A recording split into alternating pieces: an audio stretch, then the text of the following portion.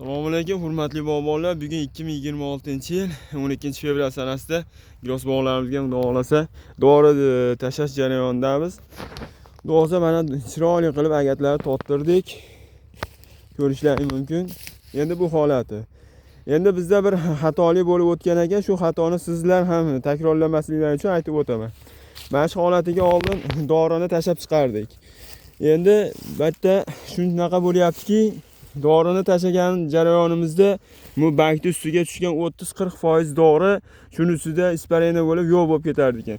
100% o'ziga yerga shimish uchun xudo xolasa mana shunaqa qilib erinmasdan agatni tottirib, shu agatni ichiga tashlasalaring, xudo xolasa 100% effekt bo'ladi. Biz xudo xolasa bu yilgi sezonimizga shu Gana Pluslarga sepish uchun mana tayyorgarlik ko'rib, giloslarimizni o'g'itlab, quvvatini berib deganda sababini qilib turibmiz. Bag'i endi xudodan.